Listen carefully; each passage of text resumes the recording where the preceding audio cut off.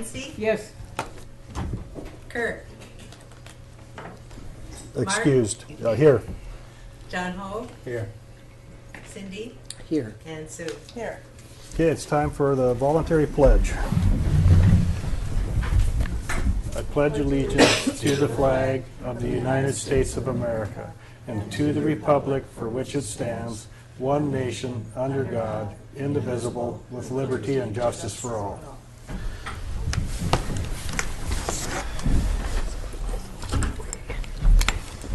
Okay, now we're looking for approval of the minutes for the regular meeting on September 27th. I move we approve them. Is there a second? Second. Okay, it's been moved by Member Flint, seconded by Member Haverlick to approve the meeting minutes of September 27th. Any discussion or changes to those? All those in favor, say aye. Aye. Aye. Okay, we approve the meeting minutes from that day. Is there any amendment to today's meeting agenda? If not, I'd entertain a motion to approve today's meeting agenda. Second? Okay, it's been moved by Member Strand, seconded by Member Flint to approve today's meeting agenda. Any discussion? All those in favor, say aye. Aye. Aye. Okay, the agenda is set. And we have public hearings and bid awards. There's 2 public hearings today and 2 bid awards. Public hearing on ordinance 2013-14, banking, investment, and collateralization policies, and that's the short title. Is there anybody in the audience that would like to get in on the public hearing on this ordinance? Seeing none, we'll move to the next public hearing, and that's on ordinance 2013-15, business taxes, licenses, and regulations, including alcoholic beverages and itinerant merchants. Anybody in the audience speak to that? Seeing none, those public hearings are closed. And now we're looking for award of 2-year janitorial contract, and there was 2 bids. And the recommendation on the janitorial contract award, an invitation for bids to provide janitorial services for numerous borough facilities from November 1st of 2013 through October 30th of 2015 was advertised in the Petersburg Pilot on August 29th, September 5th. Bids were received and opened at noon on September 19th. There was 2 bids received. Apex Janitorial, an amount of $99,120, and Weller's Janitorial Services, the annual contract bid was $87,636. And from the city manager, he requests that the assembly formally award the 2-year janitorial contract to Weller Janitorial Services, an amount not to exceed $87,636. So I'd entertain a motion to that effect. So move. Second. Okay, it's been moved and seconded to award this bid to Weller's Janitorial Services. Any discussion? Seeing none, will the clerk call the roll? Mark? Yes. Cindy? Yes. Sue? Yes. Nancy? Yes. John Haverlick? Yes. And John Ho? Yeah. Okay, that passes 6-0. The next bid, this is one of those that's sideways on the page. I have trouble with this, so. Okay, it's for the Rasmus Inge Bridge materials. And they're recommending that it be awarded to the low bidder, the Mill Incorporated, and that bid was, total bid price was $68,770. And there was 3 other bidders. There was Hammer and Wecon, Impact Company, and Pac Rim. So, they were all substantially higher, so this, I believe, is Chris Cotter's recommendation to the manager. So, I move we accept. okay. Second? Been moved by Member Logadakis, seconded by Member Flint to award the bid for the Rasmus Inge Bridge materials to the Mill Incorporated. All those in favor, or clerk call the roll, please. Nancy? Yes. Mark? Yes. Cindy? Yes. Sue? Yes. John Ho? Yes. And John Haverlick? Yes. Okay, it passes 6-0. Okay, is there any visitors' views today related to the agenda?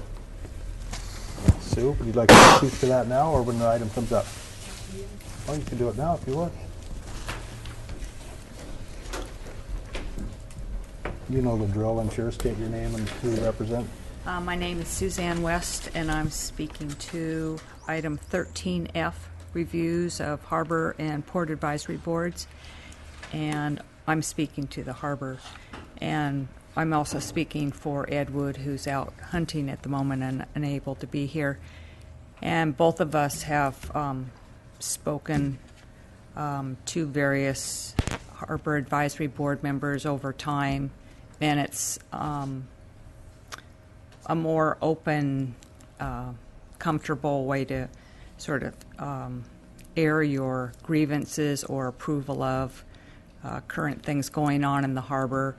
And then it's also a sounding so that the harbor advisory board member can let you know if you're not tuned into what's correct or the latest. And so we support keeping that harbor advisory board, because otherwise you may have tens of fleet owner coming to your meetings and speaking their piece. Thank you. Okay, is there any other visitors' views related to the agenda today? Seeing none, we'll move to the next item. Any visitors' views unrelated to today's agenda? Okay.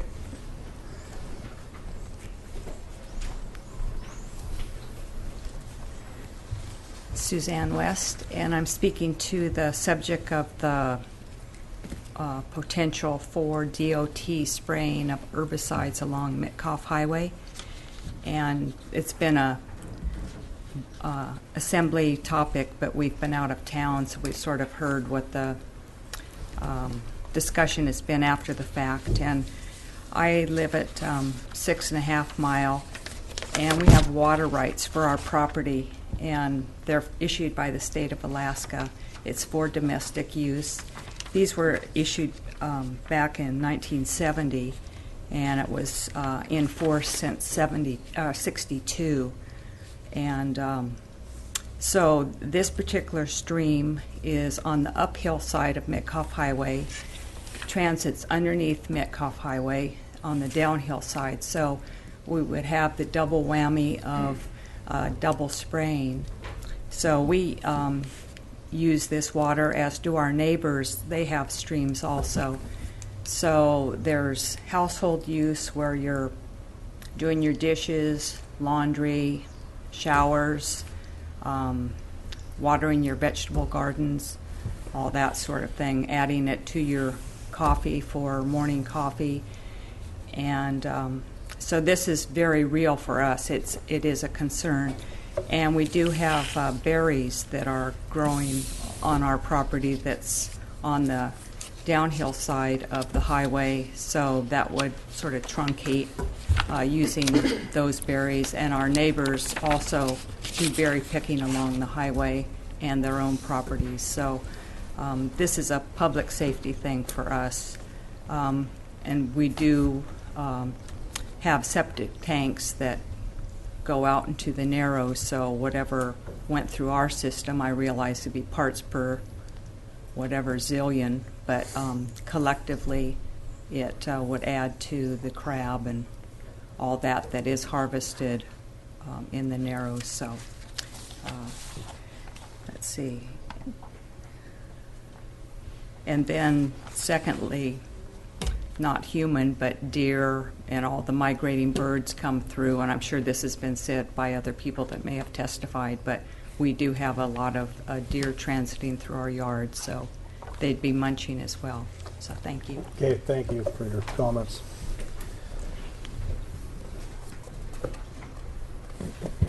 Okay, is there any other visitors' views today unrelated to the agenda? Okay. Seeing none, that brings us to board, commission, and committee reports. Yes, sir? I could just give a brief report on the Sales Tax Committee.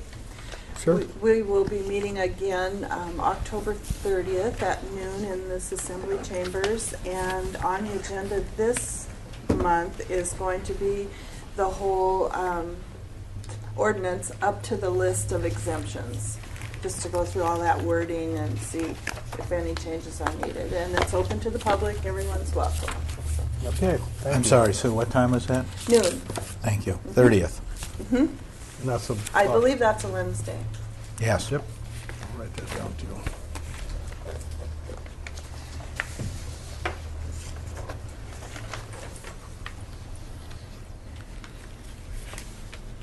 Okay, Jason Anderson from the Forest Service is going to be our district ranger to talk about the Forest Service's use of herbicides, and he's probably furloughed, or I know he's the only one in the office, but he's probably busy, so that must be why he's not here today. Has he contacted you at all, Steve? Okay.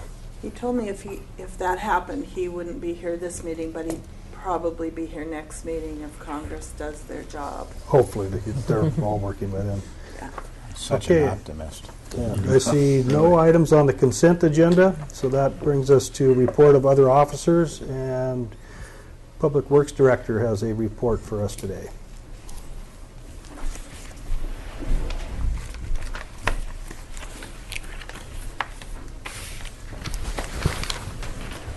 And 1 minute before you get started, Carl, I'd just like, for the record, Representative Christ Tompkins just came into the room, so welcome to our meeting. Okay, Carl. Thank you, Mr. Mayor and Assembly members. In the packet was included a report, a pretty detailed report on recycling in Petersburg that discusses the history of recycling as well as the impacts of the recent contract renewal with Republic Services that was facilitated by the CSWA, the Southeast Alaska Solid Waste Authority, and the opportunity that gives us in Petersburg to start planning for a bigger, a more effective recycling program. The fact is that as we pay for solid waste disposal, the more recycling we can do, the lower our costs will be in the long term. So that stabilizes our local costs and is better for the community and the environment as a whole. Commingled recycling is the best way, in my opinion, to increase local recycling rates dramatically over what we're doing right now. Our current effort of 10.5% recycling rate is just not going to cut it as far as stabilizing costs in the long run. The opportunity is there to increase that dramatically with the commingled system. In that report, we talk about the trial that was done this last summer. It was very successful. The people that participated in that really did see the benefits of that commingled system. It was easy for them to do, which is a big part of increasing recycling rates as well. Making it simple, easily understood, helps people do the right thing and sign up for the program. So today, instead of going page by page through the report and making a presentation on that, I basically wanted to talk about the recommendations of that report briefly, and then talk about the proposed implementation schedule that was also in your packet, so that we can start the process of educating the public and get comments and feedback from the community before we take the step, because this is actually a pretty significant step for Petersburg to change to this type of system. So with that in mind, I just wanted to briefly go down the list of recommendations from the report for the record, and then go over the implementation schedule, and then open the floor to questions from the Assembly. So the recommendations, and again, this is all focused on trying to increase our local recycling rate. A near-term program goal of developing a curbside commingled recycling system that includes commercial and residential customers in Petersburg and utilizes a bag system that folks, residences and businesses would utilize bags to put their commingled stream, commingled materials in one bag and set it out by the curb for collection by a contractor. The businesses, larger businesses and harbor would use the borough's infrastructure, our trucks and our dumpsters, to insert or deposit commingled recycles and would be picked up by the borough. A long-term goal would be to transition to a cart system like most of the nation utilizes. The cart system versus bags, I've been going back and forth a lot in my office on the pros and cons to each one of those. The carts force us to use automated collection trucks, which is a large expense. Contractors here in town don't have that infrastructure, and so it pretty much would take the contractor out of the equation if we went to carts. The bags keep the contractor involved and also decrease initial capital costs quite a bit. The reason I'm recommending that we go with bags first is to try to develop that customer base. I'm not recommending that we go to a mandatory recycling system, that we force people to recycle. We want people to make that choice. There are incentives that make that choice pretty clear that I'll talk about in a minute. But the short-term goal of getting into the program and ramping up that diversion rate in town in Petersburg is important. And if that doesn't happen, then the capital expense of buying carts and potentially getting another truck or different equipment becomes less feasible. So using the bags to begin with is probably a good start in getting the program ramped up to where we want to see it. The materials that would be included in the commingled stream, and again, this is all your recycling goes in one container and is picked up by a contractor.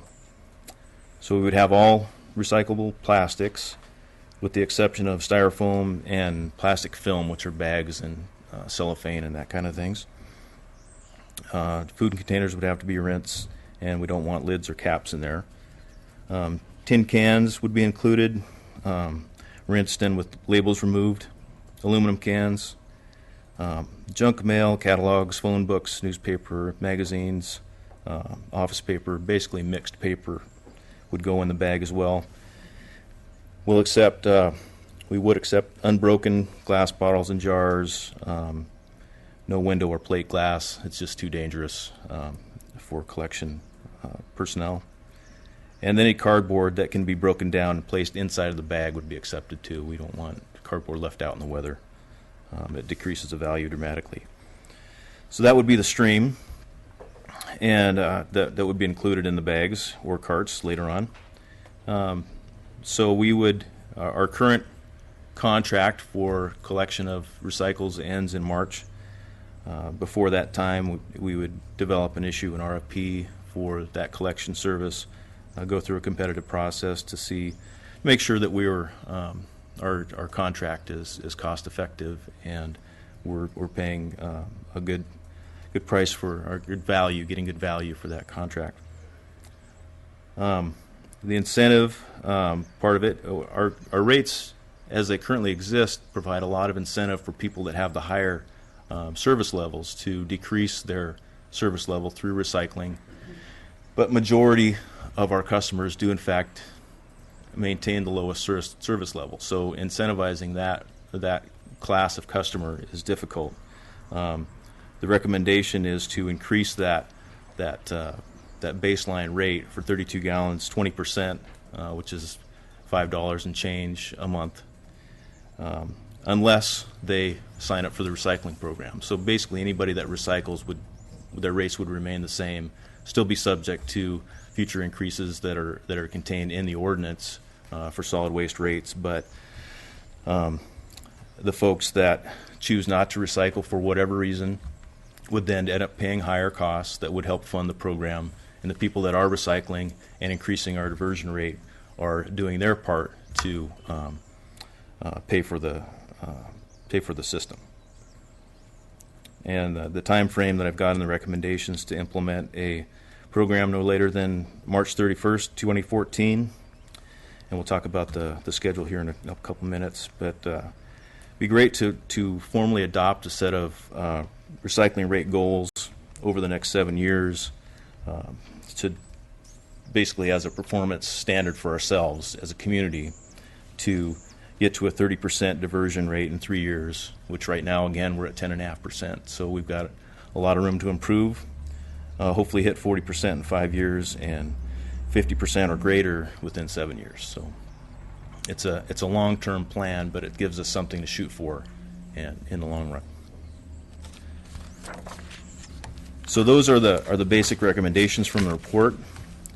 And then in getting the word out to the citizens and businesses of Petersburg, I'm proposing a schedule that includes a public hearing at the assembly level here, that I would make a more formal presentation of the entire report to the public and to the assembly, and open the floor for questions and comments from the community and from assembly members, of course.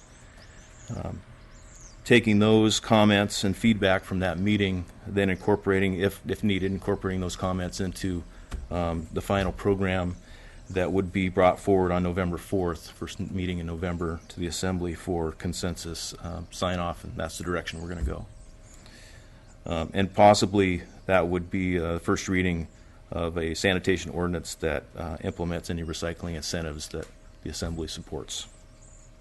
And so then at that point we work through the ordinance approval process, which would be a second reading of that incentive ordinance on November 18th, as well as a public hearing on the ordinance at that time. And then first meeting in December, we'd have the third reading of the sanitation ordinance.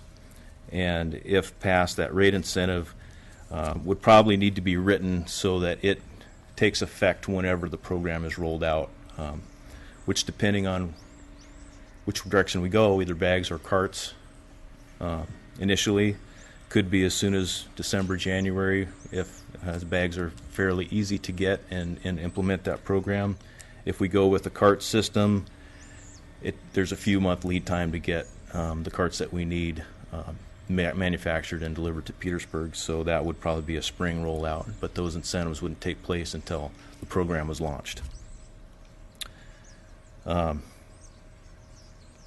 so if we stick with a contractor, well, regardless of what way we go with the commingled system, there will still be room in our overall recycling system for a contractor to pick up materials from businesses and certain facilities, the post office, for instance. That junk mail will continue to amass there, so we have a need to pay somebody to pick that up. So we would need to draft an RFP depending on what the recycling program was going to look like, and I'm proposing in January to do that. We'll have a much better idea of the final shape of the program at that point, so we'll be able to tailor that RFP at that time, advertise that, and evaluate proposals in March with an award of recycling collection in March before our current contract expires. So, kind of hopefully we'll transition into a good program and not leave anybody in the lurch waiting for recycles to get picked up.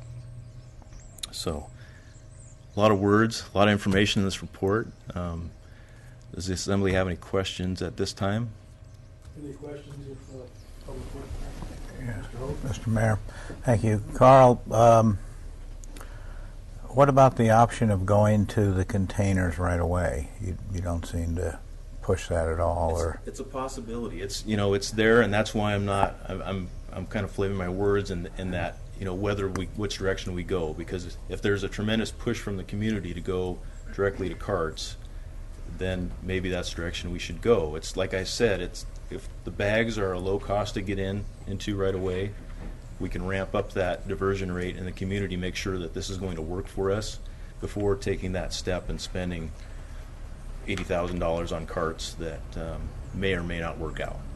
okay. So you recommend starting with the bags to see if I do. just had a couple of troubles with the bags. One is they tear easily, so you put something in it that's got an edge, and all of a sudden you've got water in them, and that's the same problem for doing cardboard. Is they get a handle around it.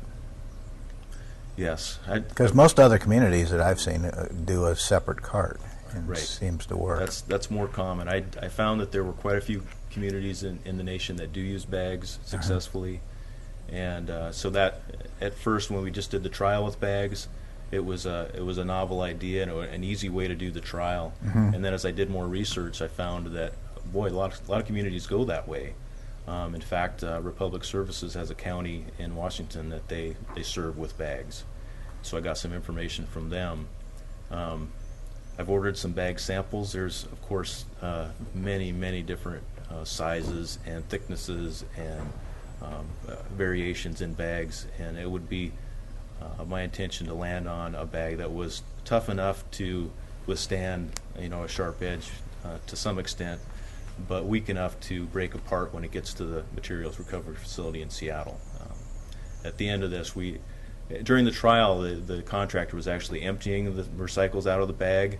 With the new system, the service provider said that's not necessary. We can bail the bags. That it does a couple things. It streamlines our process dramatically. We don't have to worry about emptying that stuff on the floor just to bail it.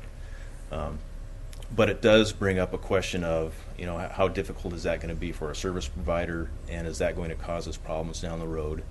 And the answer that I asked that question of the service provider when they offered to let us just keep the material in the bag and bail it that way.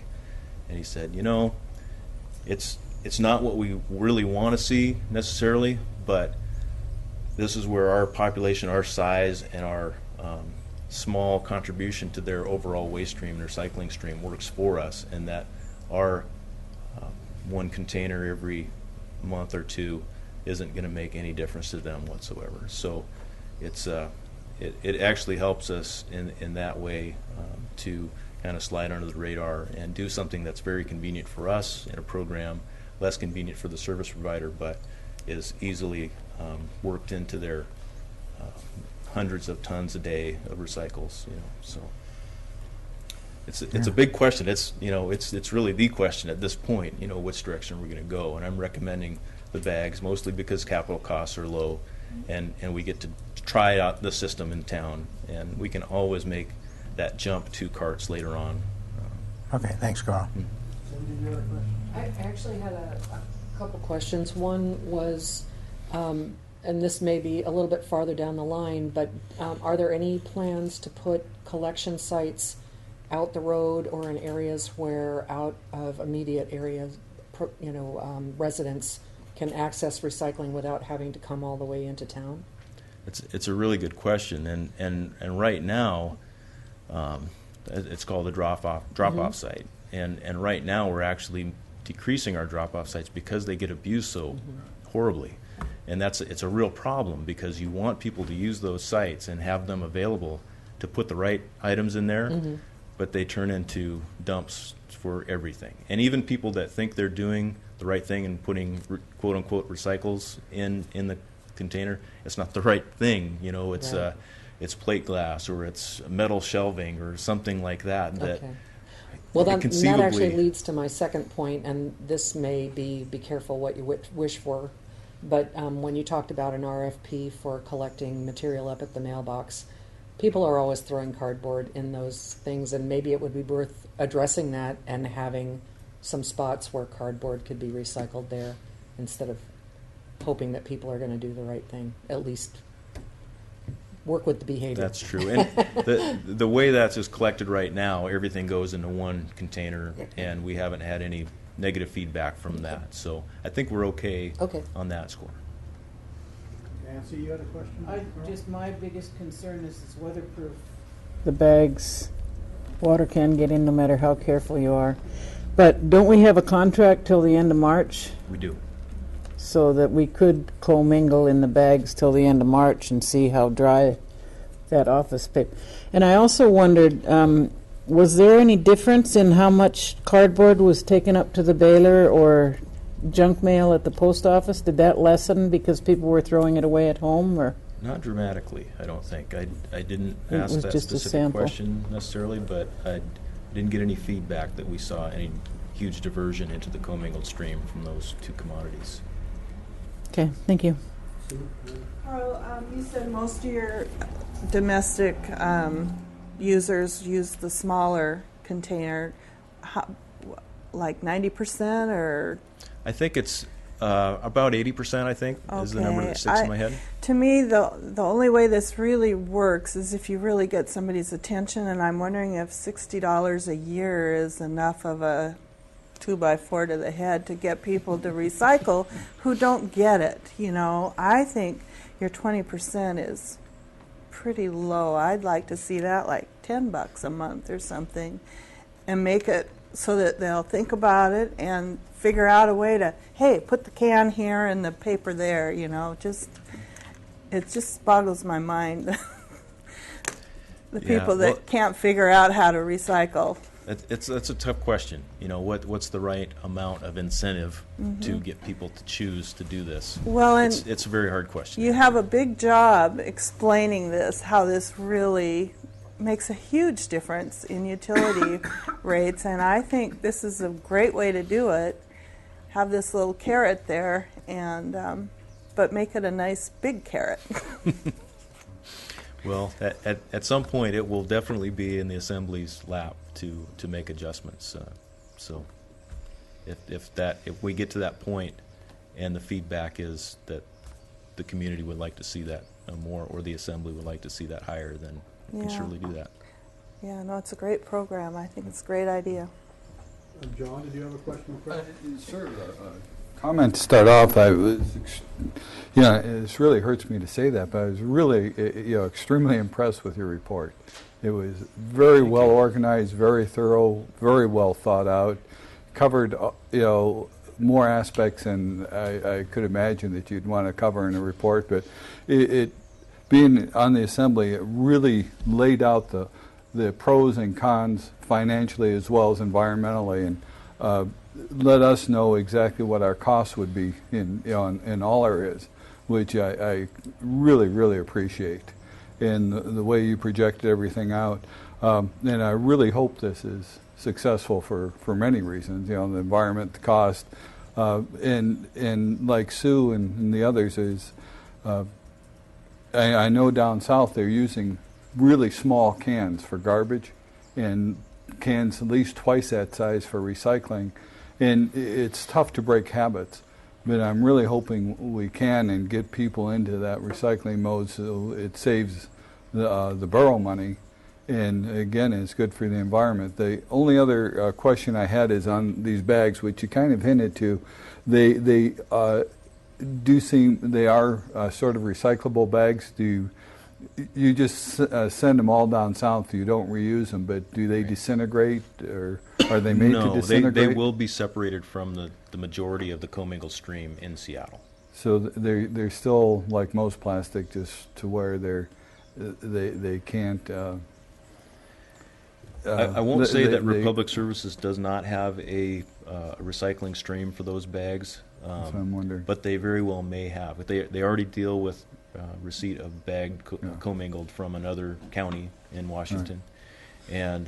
And as a company, they've got huge amount of resources. So if there's a way for those folks to get some money out of even that little tiny fraction of their stream, they're going to do it.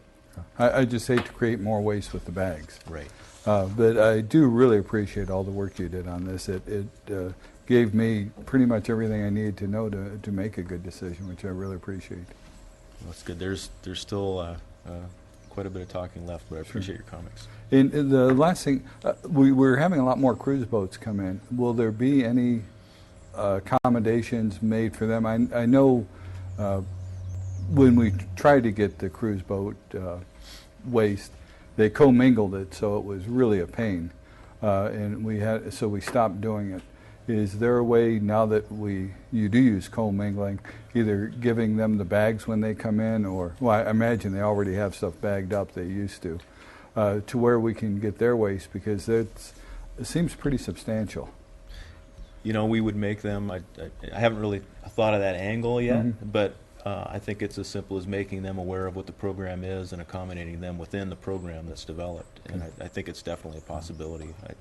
I believe we take their waste at times now, solid waste. Yeah, we do. Yeah. And so it only stands a reason that offering the recycling system to them helps us out too, by not putting all that solid waste through our baler.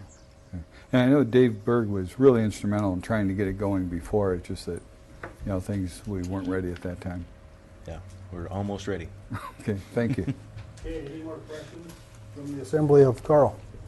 Thanks for the report, Carl. Now we're looking for, you have one more thing? I was just, I'm sorry, Mr. Mayor. Is the proposed schedule in the memo acceptable to the Assembly? I was just going to ask the Assembly for a motion for I'm sorry. consensus of your local recycling recommendations. So moved. That's where we're at. Okay, Second. moved by Member Havlicek, seconded by Member Flint to give Public Works Director permission to move ahead with the recycling recommendations. All those in favor? Aye. Aye. Okay, Carl. Thank you. Yep.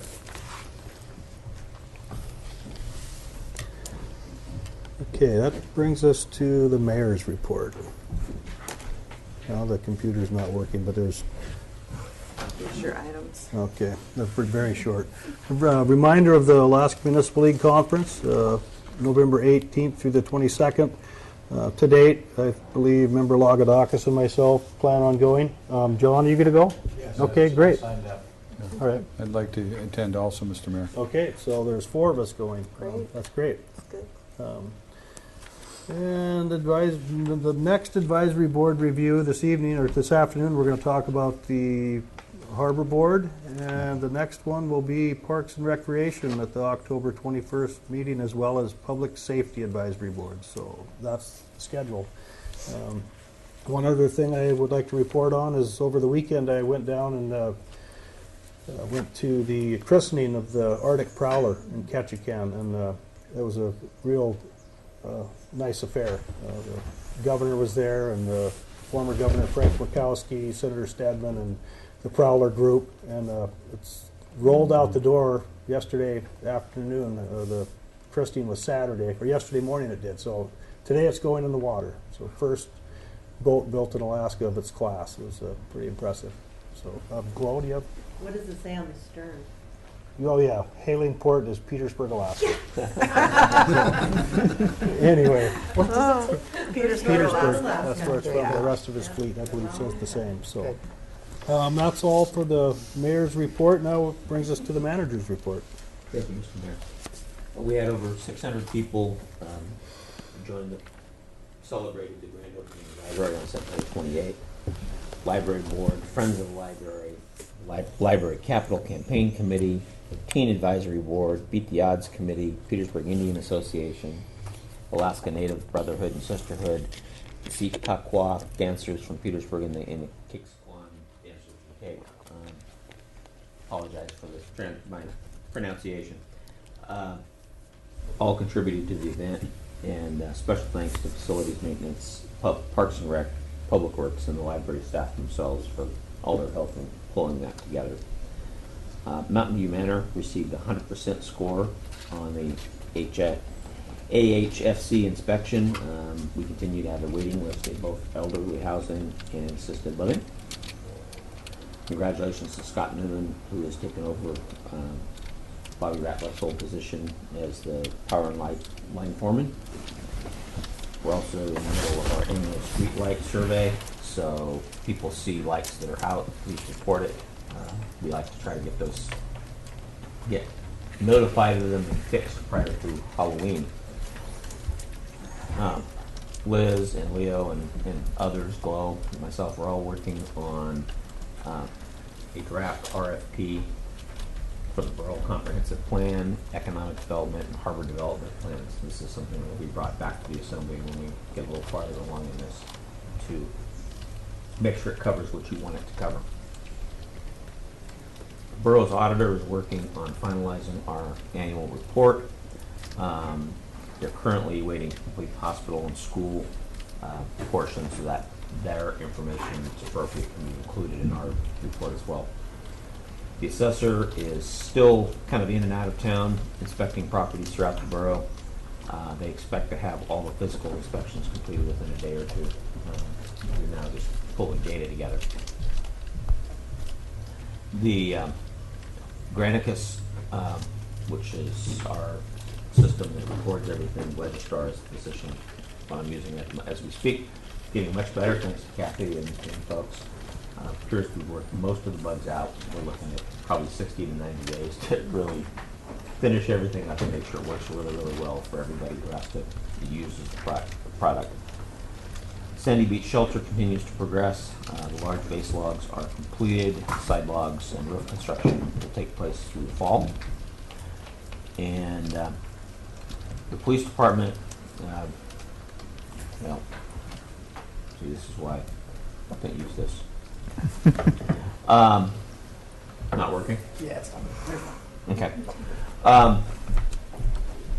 We had a couple of employees and the officers go through the analysis to get certified on making sure we know what we're doing on the use of the equipment. Also, Alice Williams and Angel Warhatch attended the post-suicide intervention training with Petersburg Mental Health. Kelly and I met with Corey Wall of MRV Architects to begin the process of analyzing whether the existing space in the municipal complex can be remodeled to meet all of our needs. We have another meeting scheduled for the week of October 21st, where Corey and a gentleman by the name of Bill Rutherford, who is an expert on police buildings that is contracting with MRV, will be in town, and most of the work will be with Kelly and his staff to talk about, what do we need in the building and what are the space requirements, so then they can come away and say, okay, can we actually fit it in here? And again, we'd bring that back to the assembly to say, okay, when we get to that point, here's what we think can be done. We're hoping that we would have a cost that we could be pretty firm with the legislature by December. Police department had over 509 calls for service in September. So it was a busy summer for our folks. Carl's received word from Alaska DOT that a crosswalk will be installed at 2nd and Haugen as part of the Haugen Drive rehabilitation project scheduled for 2015. This is a concern of ours. We're seeing with the library lots of traffic. We'll keep asking if there's anything that could be done between now and then, but unfortunately at this point it looks like it's 2015 before we'll have an official crosswalk there. The water plant staff will be performing a temporary repair to the City Creek Dam to address some erosion on the spillway. More permanent repair will be required in the spring, and full-scale rehabilitation projects being mandated by the engineers in the state of Alaska. We do not have costs at this time. This is a pretty big deal that we're going to have to get some better numbers and better information on pretty soon.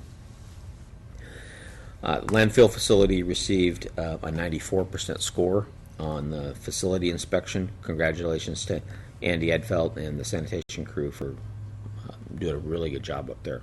It's hard to get good scores on landfills. And I'll say something and I'll let Carl add it in, but the landfill slope project is part of what we're doing with the dredge spoils. It's been tough. The material that's being delivered is in poor condition from what we expected. We've built some containment berms to keep the stuff in place so that it can kind of dewater. Problem is, this is the wrong time of year to try to dewater something. So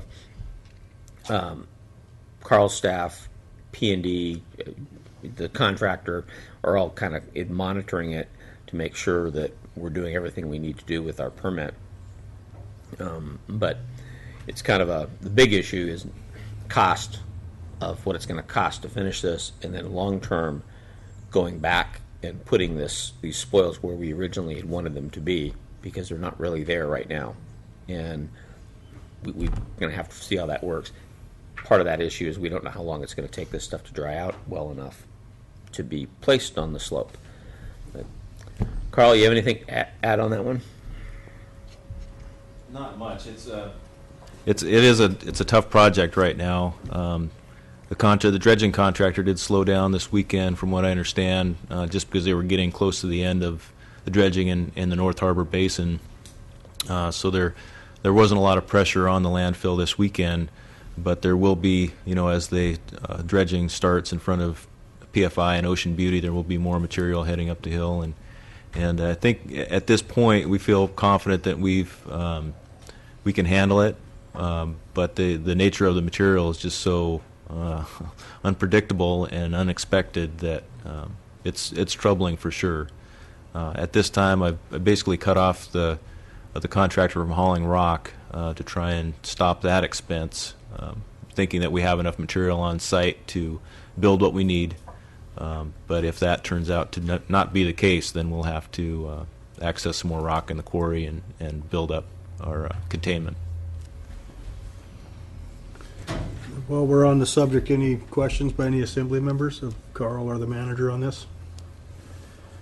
I've got one question, I guess. Carl, how, percentage-wise, how far along are we on removing the dredge spoils from the harbor? I know we're done basically with the headed in 5 areas, areas 1 and 2. Is that 20, 40, 50% of the total dredge spoils? Or Glo can correct me if I'm wrong, but I think we're about 50%. Is that about right? Over 50. Over 50% done with the dredging? Okay. We went through this morning, Mr. Mayor, and Dave surveyed yesterday, and we today they're just working on a few high spots, and then they're pretty much done. They're ready to submit their final survey of area 1 and 2. So that is well over half of that will end up at the landfill. So now they have area 3, which is in front of Ocean Beauty, and area 4 and 5, which is Icicle. Okay, thanks. So only questions I had. As you heard a little bit of it, the North Harbor project continues to progress real well. We had an on-site inspection by the Corps project team leaders, and they feel the project is progressing well. It is expected the harbor will be turned back over to the construction contractor on November 1st as the contract specifies, and that's still holding true. We do have some concerns with the whole government shutdown. Sounds like our inspector is still on the payroll, but her staff is gone, or Nope, they're still all in line, and great. yep, So, anyway, they're essential. We keep getting updates from our folks in Washington, our lobbyists, and we're never exactly sure how does that translate to the field. Middle and South Harbor continue to stay busy dealing with the end of the salmon season and crab and shrimp season beginning. Harbor staff has been able to keep up with vessels looking for winter moorage as the summer users begin to pull out. Junior firefighting program began on September 30th. We have 8 participants, including my daughter. Fire Prevention Week is October 6th through the 12th. Many of the volunteers will be doing the Learn Not to Burn program for the kindergarten through 5th grade kids this week. It's also a good time for everyone in town to check their smoke detectors and change out batteries. So I remember that. And Fire Chief Weldy and Sandy visited the fish processing plants on October 1st with members of the Southeast Alaska Hazmat response teams. In a couple of weeks, some members of their team will actually return to Petersburg to provide some training for the volunteers. And basically, the goal is to prepare everyone in the event of a large ammonia release or other hazmat type event, that our folks have a little bit of training on how to handle that. And that's it, unless you have questions for me. Mr. Haverlick. Stephen, maybe this is more for the chief. The 509 calls seems huge, even for Petersburg high, summertime. How would you rate those calls as, severe, moderate, or or nuisance? Because 509 in a month seems pretty high. Well, let me just start by saying the number you usually get is for a 2-week period. We had some changes in the meeting schedule because of individual schedules. It is up a little bit. The majority of those are nuisance type calls, or there's a lot of public assistance type calls. We haven't seen a spike in significant calls during the month, just an overall increase in volume. Does that answer? Yes. Okay. Nancy. I'm wondering why DOT is having such a problem painting lines on the highway. Carl, can you? I don't even know how to answer it. I agree with you. Mr. Manager, I'm not really sure how to answer that either. It seems like a pretty simple process. There is a crosswalk at 3rd Street that the lines are faded on that need to be repainted. It would seem if they had the paint out to do 3rd Street, they could do 2nd Street at the same time and just get it over with. But there are liabilities associated with crosswalks, and so If anything I've learned about DOT, they're very concerned about liabilities, and they often don't do things when faced with tough decisions like that. And if I may, just it be clear, we can't go paint on their road. Just we even talked about that. And Even under cover of darkness? Well, I'm sitting right next to an attorney. I have all the help I need. I have one more observation to make about that. If they're going to put that crosswalk in the plans, perhaps we should push for them to put the crosswalks at First and Second and Third, all three of them in the plans for 2015. Because there's going to be increased traffic on all three of those intersections. Okay, there is plans to keep the one on Third as well, and then put one on Second when they do Hagen Drive, Carl? Mr. Mayor, I'm not really sure exactly what the plan is. They're in the design process. They started work on the design for Haugen Drive. Other issues came up that were actually construction projects for this year. So they shelved the Haugen Drive project for a while because it's not for another year and a half, 2 years. And so they're just picking it back up now. I haven't seen a design. All I've gotten was acknowledgement that there's a problem at 2nd Street. They want to put a crosswalk there within that project at a minimum. But the discussion hasn't carried over into other area potential for crosswalks on Haugen Drive. Okay, thank you. Any more discussion on the crosswalk issue? It sounds like DOT's been contacted and they're not going to do anything. Maybe if we wrote a letter to our representatives and senator and asked them to encourage DOT to move a little faster on the crosswalk painting. Well, Mr. Mayor, for the people that I have contacted at DOT are basically just the pre-construction managers. They're focused on that project, not necessarily with the operation and maintenance of Haugen Drive. So maybe a shift in contact here is warranted, and I'll go to a different person in a different area of DOT and see if I can get any headway. But a letter to the commissioner or somebody else might do a lot of good. It might be worthwhile. And question for the chief on this subject. I feel it's necessary with the new library there. Do you feel it's necessary as well for another?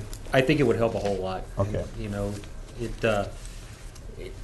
there's a lot of kids that traverse that in the morning and the afternoons coming back from school. The increased traffic in the library, I think it makes sense, especially with the reduced visibility from some of the parking problems along Haugen. All right, thanks. So you'll write a letter, Carl? Is that okay with the manager if Carl writes a letter? Okay. yes. Okay, so that's in response to the manager's report. Any other questions of the manager, Mr. Hogue? Question for the chief: how many of the officers are certified in breath testing? Or all of them, or? 8 of the 9. Okay. We've got 1 outstanding. Okay, good. Thank you. And Okay. question for the manager: when will we start getting a handle on cost overrun based on the landfill slope project? Carl, have we got anything from Rock and Road yet? Right now, we don't have a cost overrun. We're above what the bid schedule was. We're still within our budget for the project. There is going to be some trade-offs in the fact that we budgeted for a certain number of operating days at the landfill for the contractor to spread those spoils, and we're well under that budget item right now. So there's some trade-off. It's really hard to say where we're going to end up at the end of this project, but I know the contractor is working on a pay request right now, so we'll get a little better handle on where we sit in the budget in the very near future. I'll definitely forward that information to Steve. Thanks. Any more questions of the manager or Carl?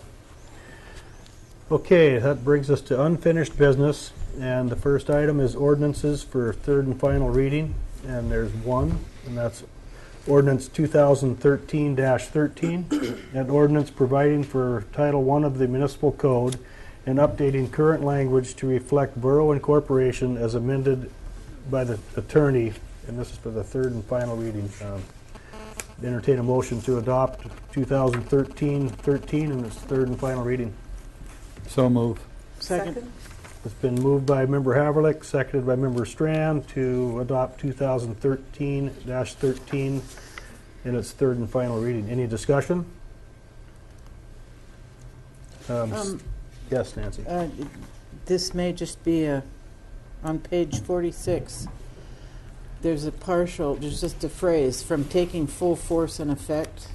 Is it just a typo, or is there something we're missing there? We'll find it. Oh, your 46 isn't the electronic It's 46. Help us out. 112, right here. What section is it? It's right above 1.12.070. And it looks like it's almost a repeat of the last sentence. The previous sentence right before it. Considered to be in full force and effect, and then from taking full force and effect. Yeah, So there's, I don't know if that's a typo. Right Which- here, 46 at the very top, the second little line there. do you want to look at this? I think it's a leftover. We will check into that. I see what you're talking about. Yeah, I think Michelle Beacons. we could scratch it. So it should just say that once. I don't want to say that until actually we get it back in front of us to make sure there's not a whole line missing. I think it's just an extra one, but I'll compare it to how it currently reads and just make sure nothing. Those upon adoption is provided and does not affect the ability, which I think it's fine the way it's written. That one, yeah, unless it, well, Oh, the from taking, the second from taking, which yeah, shall that's be just, considered. yeah, from that's taking- just I'm gotta just be. hesitating to Yeah. make sure there's not another line somewhere that we're missing. I think that's appears to just- be, it's We just after us. cross that off. Yeah, that's a type, gotta be Sue. a typo. I had a question on the previous page, 45, under section 1.2 or 1.12.040, the last section there. No separate motion shall be entertained for entering an ordinance into the first, second, or third reading. That's a new charter requirement. The Borough Charter says you cannot pass an ordinance in more than one reading. Is that what that's saying? Mhm. Okay, I wasn't clear. Okay, so That- it has to have 3 separate votes and times. Okay. Which I thought was a good idea when we were going through the borough transition. Yeah. It was 3 separate readings. Yeah. No second and third in the same. Yeah. We used to do Day. second and third. A lot. times Yeah. together. Yeah. This, if I may, this was a way to try to give it enough time that folks who aren't here in service Outside, area yeah. one would have a better opportunity to come in and weigh in if necessary. So is everybody satisfied with just striking the one extra 4 or 5 letters, or we're going to have the vote on it and have the clerk look into it, or do you feel we should wait and have her look into it and then? Strike and go forward. I just needed it clarified. Any more discussion on ordinance 2013-13? Clerk call the roll. Mark, Yes. Nancy, Yes, John Heberle, Yes. Cindy, Yes. Sue, Yes. and Jonathan. Yes. Okay, it passes 6-0. It's third and final reading. Now we're on to ordinances for their second reading, and the first one of the two is ordinance 2013-14, an ordinance providing for chapter 4.36 of the municipal code and updating current language to reflect borough incorporation. I would entertain a motion to adopt this ordinance in its second reading. So move. Is there a second? Second. Been moved by Member Haverlick, seconded by Member Flint to adopt ordinance 2013-14 in its second reading. Discussion? Will the clerk call the roll? Nancy, yes, Sue, Yes. Cindy, Yes. John Paul, Yes. Mark, Yes. and John Heberle. Yes. Passes 6-0. Now that moves us on to ordinance 2013-15, an ordinance providing for Title VI of the municipal code and updating current language to reflect borough incorporation. I'd entertain a motion to adopt this ordinance in its second reading. So move. second, Moved by Member Haverlick, seconded by Member Strand to adopt ordinance 2013-15 in its second reading. Any discussion? I'd just like to make an observation. Okay. 604090. It is unlawful for any licensee to permit the use of loud, vulgar, or obscene language in any licensed premises. They've altered it to remove rude, which I guess makes their job a little easier. I just wanted to make the observation. And once again, all of these have been gone over by the borough attorney, so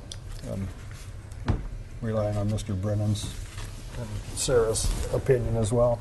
So, any more discussion on ordinance 2013-15? Mr. Mayor, I just had a quick clarification, and I don't know if it's under the definitions that would answer that on page 62. The itinerant merchants, you notice every so often people come through town and want to oil your driveway or sell meat or whatever, and we don't seem to. Do we require them to have a license and pay taxes to do that? Yes. Okay, so they I'm sorry, Joey. That's what I was wondering. How do people know to register with the borough to before they're allowed to do that? Because they seem a little fly by night. Well, yes. They usually are. Sometimes they come directly into the borough, and sometimes we get a few phone calls and have to send a police officer to find them and tell them they need to come visit us. This rewrite of this ordinance addresses this a little bit more. Now people that go door to door, there's actually, they're going to have a photo ID from us, from my department. And if I have any questions or anything, I'll have the discretion to request the police department to investigate the applicant. And also, we're limiting the hours that they can go door to door from before there wasn't a time limit, and now it's going to be 8 to 6. There was actually conversation going on when we were rewriting this. Perhaps the borough doesn't want door to door. This is the place to decide. We just decided not to do anything too drastic and to set some more guidelines. And also, part of the rewrite of this is if you don't want someone coming to your house, you can put a no soliciting sign in your window, and they should not come and visit you. We get a few calls from elderly, that are concerned when a stranger comes and visits them at, 8 in the morning. Is there a way that this can be, some of these can be highlighted and published every so often in the paper, so people know if someone comes to their door, if they try to sell them something, that they know they're to call or ask for identification. Right. Sure. Yeah, absolutely. After the third reading, we can put something in the paper. Okay, thank you. That addresses those. Nancy, you had a... Just a question. Does this include buskers? People who play music on the street? No. No. Are they selling you something? Well, they have their hat out in front, accepting donations. You got all sorts of legal issues trying to regulate that stuff. I know. I just wondered. To answer your question, this does not regulate that. Do we need to put in here that they aren't regulated, or are we just going to ignore it? I don't know that we've ever had that problem, but maybe, have we? We'd probably be in a different ordinance rather than itinerant merchants or solicitors, but panhandling ordinance or well, it does say nuisance, recognize nonprofits and school children, but we made an exception for fundraising.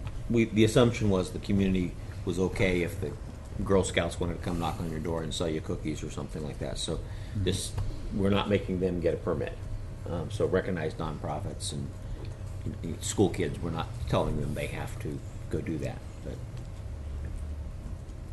But yes, Cindy. I had a question just to make sure that it does not cover somebody who does a temporary business, for example, at Oktoberfest or at the PFI Christmas sale, because it appears that it covers them. No, and that's an exemption in the sales tax code. Okay.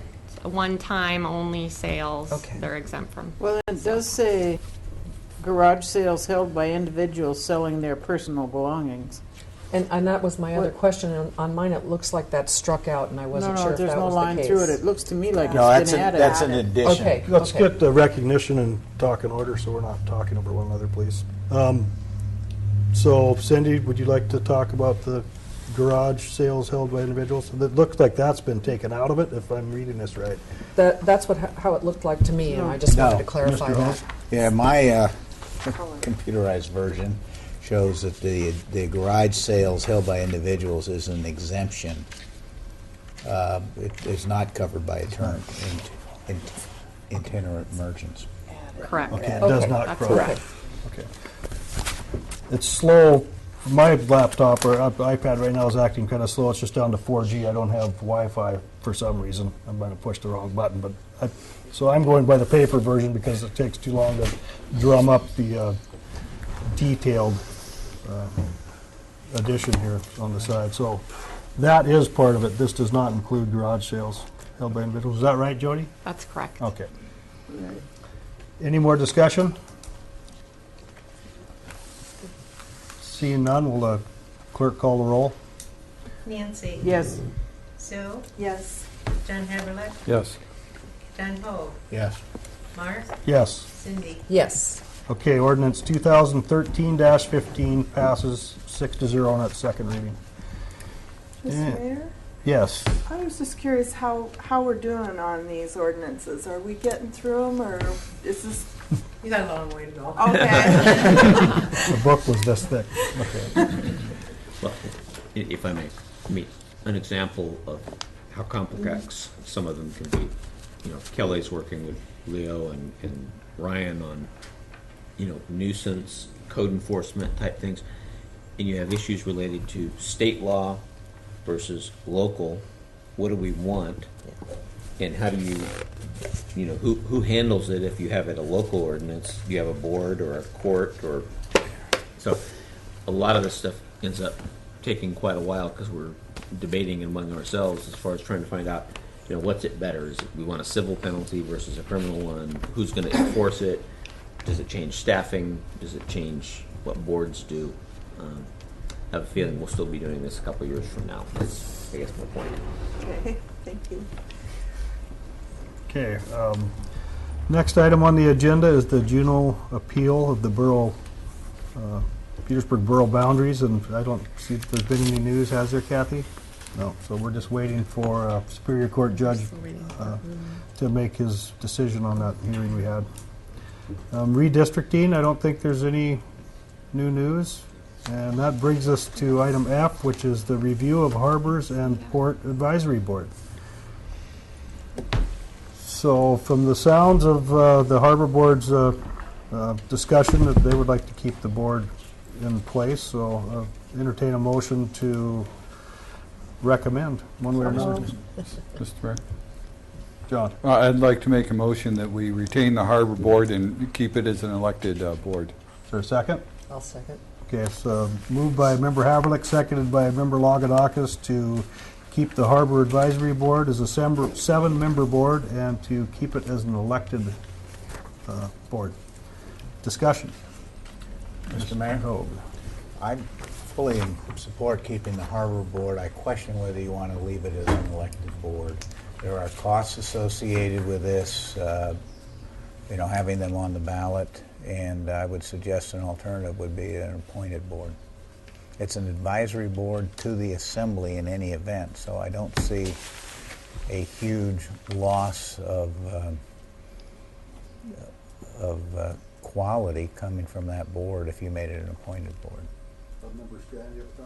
It's one of the only boards, I think there's only one or two, that have a contested race when they're elected, so that as long as there's more people interested in being on the board than there are seats, I think that we should keep it an elected. And also, those elections aren't special elections. Those are elected at times when we're already doing an election, so I don't see that it'd be any greater cost to have them elected rather than appointed. I have a question of the clerk. Kathy, does it cost more to put that on a ballot? Just print up It's just another? ballot printing. There might be a few cents to add a category or something. But it's more of a hassle to the candidate than it is an expense to the borough. Any more discussion on the Harbor and Ports Advisory Board? Okay, will the clerk call the roll? This is to retain the Harbor. To retain the Harbor Board, that was the Ports motion. as an elected body. 7-member board, yes. Cindy, Yes. John Hope, No. John Haverlet, Yes. Mark, Yes. Nancy, Yes. Kurt's not here, Sue. Yes. Okay, it passes the Assembly to keep the Harbor Ports Advisory Board, excuse me, as an elected board of 7 members, passed 5-1. Okay, new business. Ordinance number 2013-16, an ordinance providing for Chapter 4.24 entitled Property Tax of the Municipal Code, updating current language to reflect borough incorporation, and updating various functions and dates to meet annual budget deadlines. This is the first reading. I would entertain a motion to adopt this ordinance. So move. Second? Okay, it's been moved by Member Haverlick, seconded by Member Flint to adopt ordinance 2013-16 in its first reading. Any discussion? Will the clerk call the roll? Cindy, Yes. John Hope, Yes. Sue, Yes. Mark, Yes. John Haverlet, Yes. Nancy. Yes. Okay, 2013, the ordinance passes 6-0 in its first reading. Excuse me. That brings us to resolution number 2013-22, a resolution amending the established public notice posting areas for borough business and adding Papke's Landing dock approach area. Entertain a motion to adopt resolution 2013-22. So move. I'll second. It's been moved by Member Strand, seconded by Member Lagodakis to adopt resolution 2013-22. Any discussion? Clerk call the roll. Mark, Yes. Cindy, Yes. Sue, Yes. Nancy, Yes. John Haverlet, Yes. John Hope. Yes. Okay, resolution 2013-22 passes 6-0. Brings us to resolution number 2013-23. It's a resolution requesting the governor and legislature to provide significant funding increases to repair, replace, and maintain transportation modes throughout the state.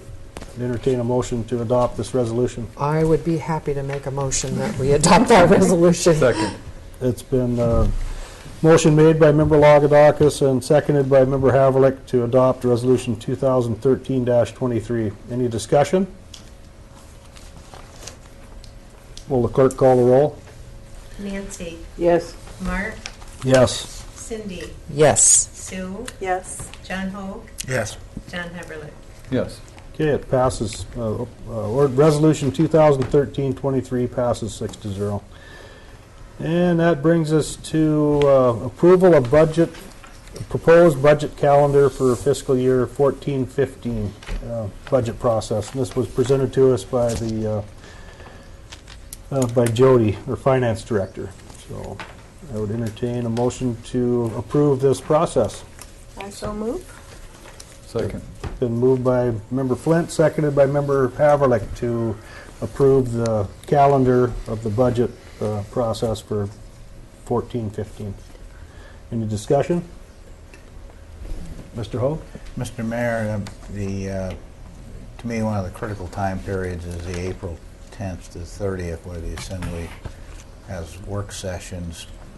Last year this got crammed. I just wanted to be sure that the anticipation is this will be spread out over a number of weeks, so that if somebody has to meet part of a week, that they'll have significant input still. Jody was Nodding her head. Is that a fisheries opening that would affect you and Kurt? I don't know about Mr. Walhuter, but I generally am gone from second, third week of March until sometimes May if we get a northern herring fishery, but at least till mid-April. So yes, it would affect my Is there a way that it can be adjusted so that Kurt can be here? I'll probably be Maybe here April? in May. In April, I will be gone. If it's like the season's like last year, I'll be gone until third week in April. So that makes it tough for me to. Jody? Well, and because the budget needs to be passed in ordinance form, it has to go through 3 readings, and it has to be approved by state law by June 15th. So it has to be, the first reading has to be on May 5th. So we need time prior to that to go over the budget and analyze it. If I may, I mean, the work sessions, as Jody and I were kind of thinking about this, that was the prime example, and it can be done in any way the assembly wants. But like we did in previous years, we do, this one will be for the enterprise fund, this one will be for community service, this one will be for general fund. It doesn't have to be done that way. We could do everything all 3 times, which just is repetitive for folks.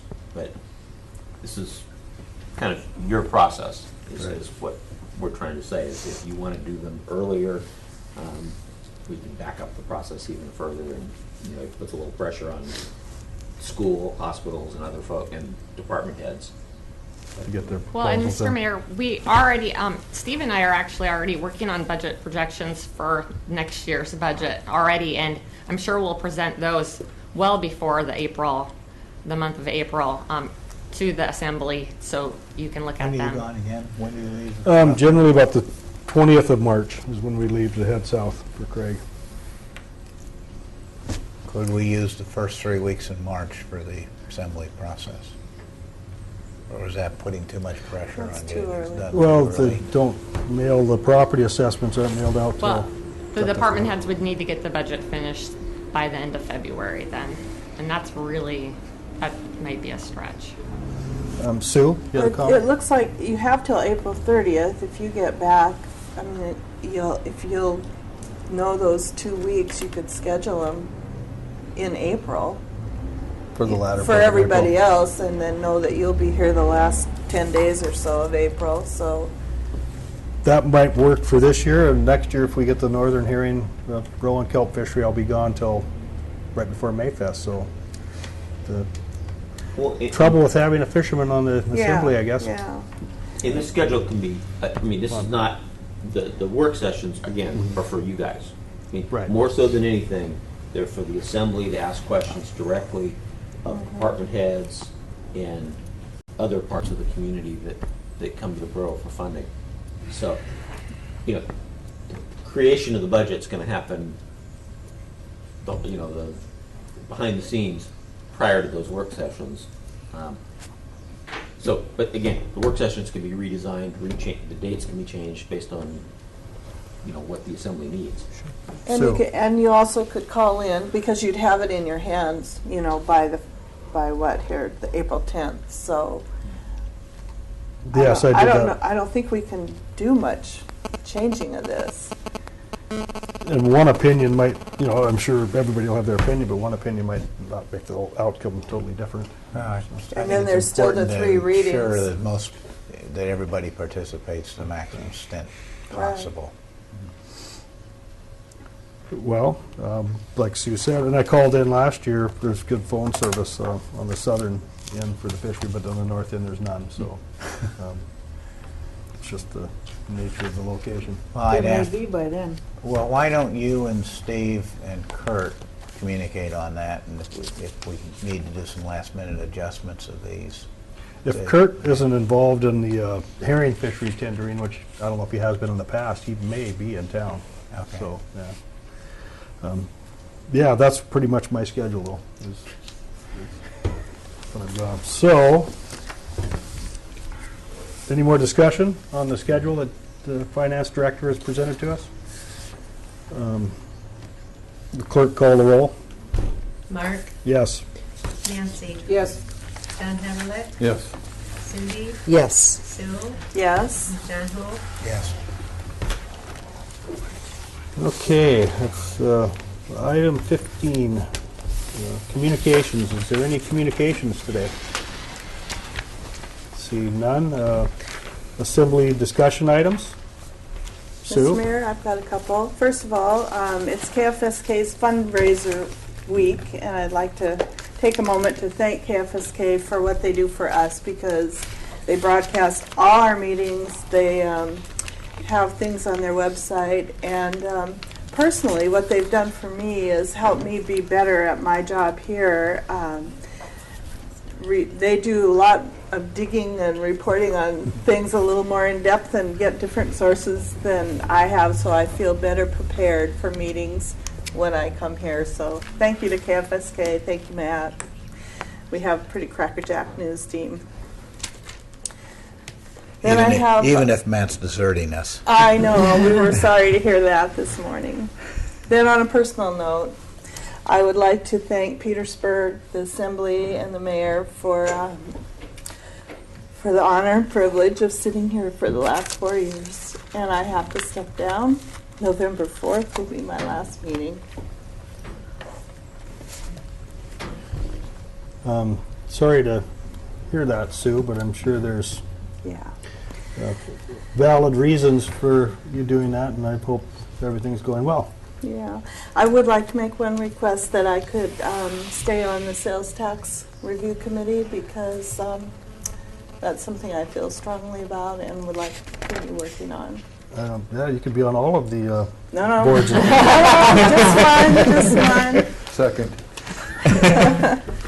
So the 4th of November will be your November last? 4th, yeah. Sorry. So, I wonder if we should start advertising to get people interested in that position. We should do it now. Okay, yeah. So, Kathy, can you do that? Put an ad in the pilot and maybe on the radio station. So. Yeah, so we can respect your decision. We don't have to like it, though. Yeah, Exactly. Oh, thank you. I have enjoyed this a lot, and people always say, oh, it's a thankless position, but it is not. I've had tons of support, and it's an interesting, fun job most of the time. And we have a great assembly and a great staff, and it's a good time. Be a good time to run and try it till the election in October. Just have 10 months to get your feet wet and see if it's something you'd like to continue to do. So, I would encourage anybody that's listening to this to put your name in, and maybe we could have enough names in by the second meeting in November. We could have somebody seated. Mr. Haverly. Mr. Mayor, I just have a quick question, and I think, unfortunately, I probably already know the answer. Anyone that's interested in this to be appointed to this position, would they have to fill out all the state paperwork, the financials, and that's, okay. Until we have an election and vote Right, to yeah. change it. October. Yeah. Okay. Thank you. Cindy. Two comments. One, I think we should reach out to the folks that applied before and see if they were still interested, especially the out-of-area folks. But I also wanted to acknowledge Petersburg Mental Health Services. I think they extended the invitation to everyone. But I did sit in on their Share Coalition meeting last week, and they had representatives from WAVE, the police department, the schools. Sandy was there for fire and EMS, and they talked a lot about their programs for post intervention, and I'm going to say it wrong. Postvention, which was dealing with and after the fact if an emergency occurred. They are dealing with suicide response, with alcohol and substance abuse. They have wellness services now. They are a 24-hour service now. They are working better, from what I understand, with the new DA and are able to get some alcohol violation convictions, which they have seen as beneficial. They've also offered the Assembly a tour of their facilities if we want to do that, and to be able to explain what services they provide to us. And I think that would be interesting to do at some point. But I also wanted to pass along that they made the point of saying that John Hogue has been invaluable to them for his work, particularly with victims of domestic violence, and I wanted to acknowledge that. So. Thanks, Cindy. Thanks for your help, John. Any more Assembly discussion items?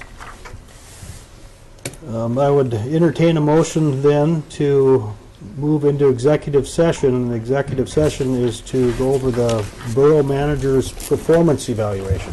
So we'll take a 10-minute break and after we get a motion to do so.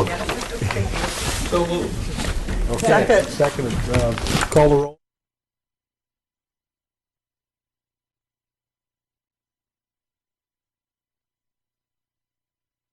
John Everett. Okay, we'll take a 10-minute recess and then we'll reconvene.